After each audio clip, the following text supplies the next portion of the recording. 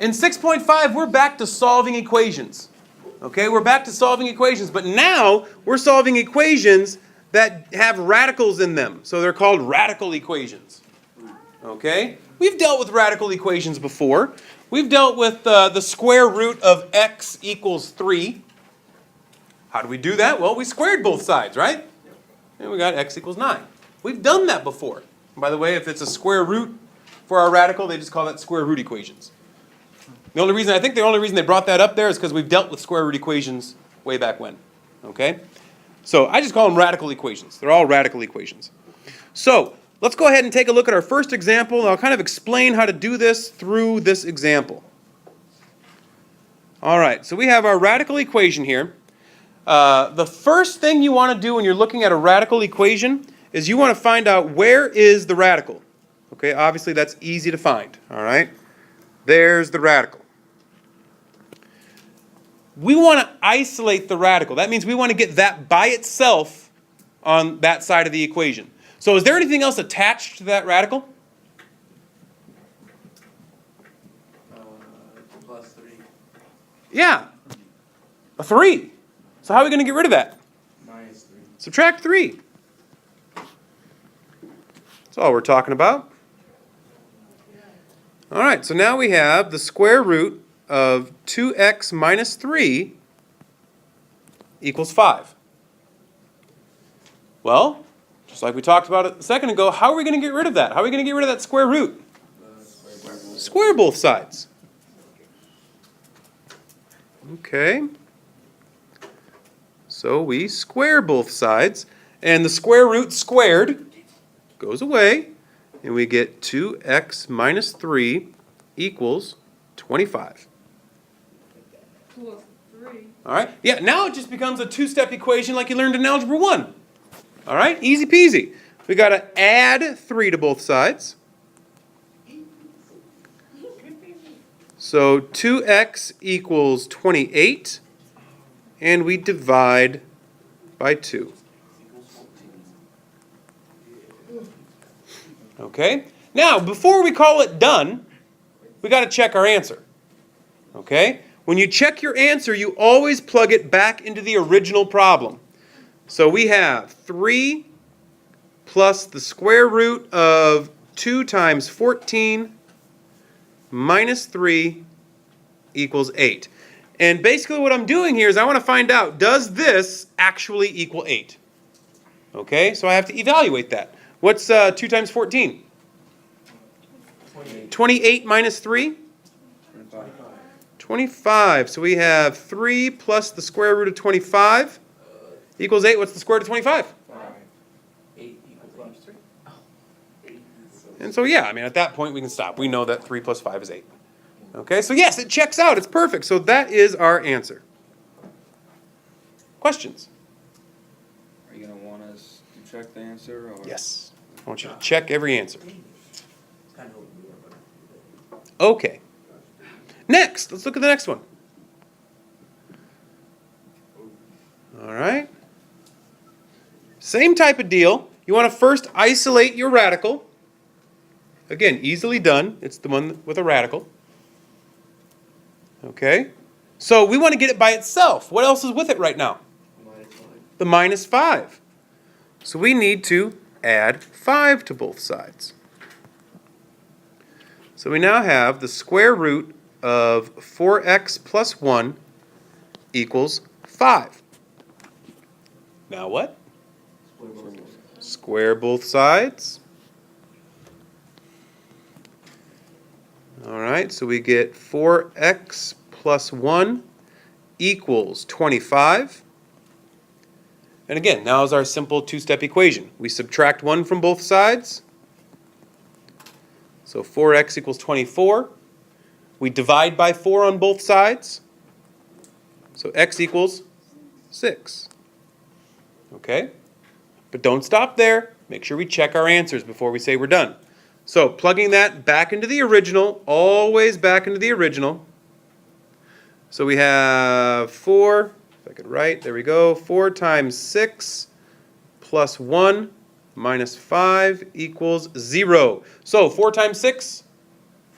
24 plus 1? So we have the square root of 25 minus 5 equals 0, which is 5 minus 5, and it does in fact equal 0. So there we go. We know that x equals 6. Okay? Any questions on that? For now, that's it. For today, is that it? No. So it's just another step on to solving equations. Right, yeah. We've done this before. This is just slightly more complex than the ones we did earlier in the year. Okay? But now what I want to do is I want to tie this into what we were doing the last couple of days with rational exponents. So let's take a look at this step right here. So looking at this step, I have something squared equals 5 squared. Well, that something is the square root of 4x plus 1. How do I write the square root of 4x plus 1 using an exponent? Square root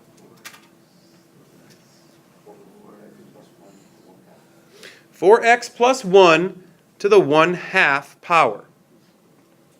Right? Get rid of that radical. Write it as an exponent. So, what do we do when we take a power and raise it to a power? We multiply them, right? And what's 1/2 times 2? 1. 1/2 times 1, I'm sorry, 1/2 times 2 is 1. And so we end up with just 4x plus 1 equals 25, which is exactly what we got using the other notation. Okay?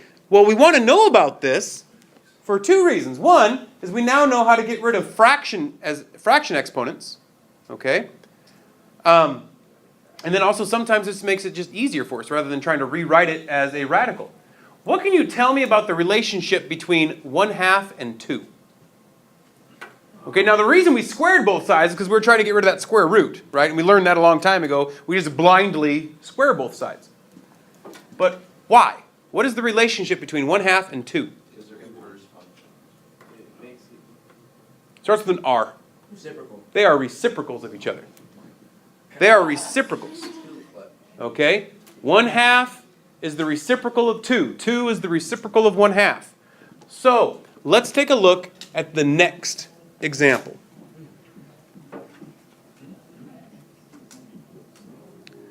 Okay? Looking at that next example, again, first thing we want to do is isolate the radical. What's attached to it? 3. It's attached by multiplication. How do we get rid of it? We divide by 3. Oops. All right, so we now have x plus 1 to the 2/3 power equals 4. So now, to get rid of the 2/3 power, we want to raise both sides to the reciprocal of 2/3. 3/2. We want to raise both sides to the 3/2 power. Because again, a power to a power, we multiply. 2/3 times 3/2 gives us 6/6, which is 1. Right? So therefore, these exponents just go away. And we're left with x plus 1. Okay? Questions on the left side? Questions on the left side there?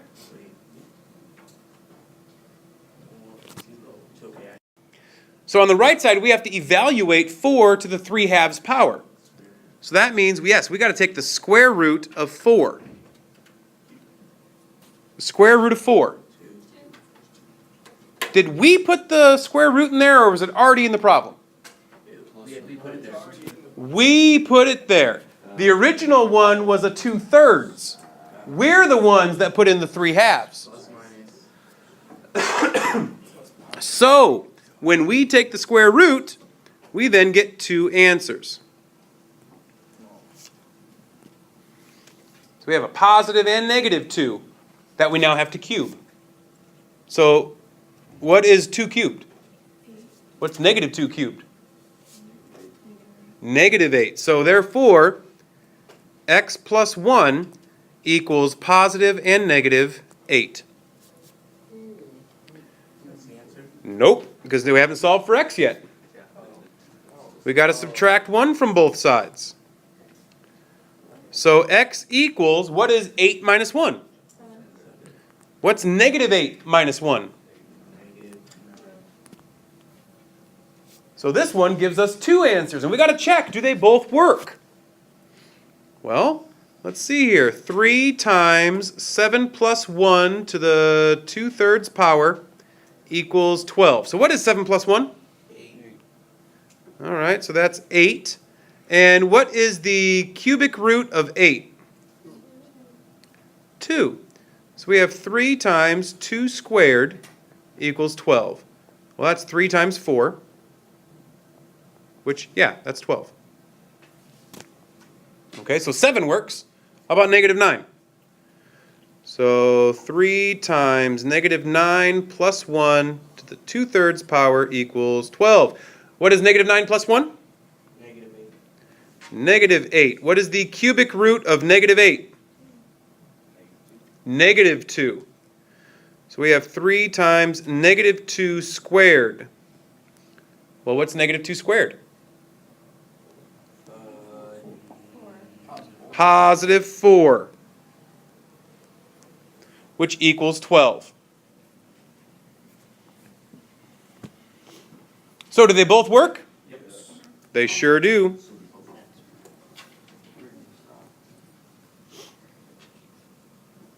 Questions? I think that's easy. I don't want to say it's easy. Does it get any harder? All right, our last example here. We have a 5th root of something. Okay, so we actually want to rewrite that first. Okay, we actually want to rewrite that as 3 times x plus 1 to the 3/5 power.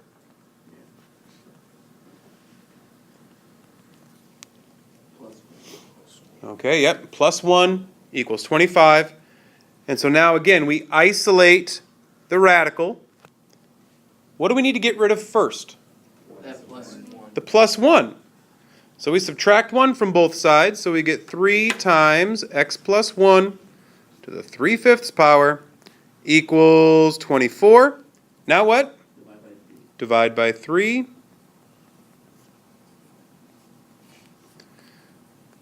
Equals 8.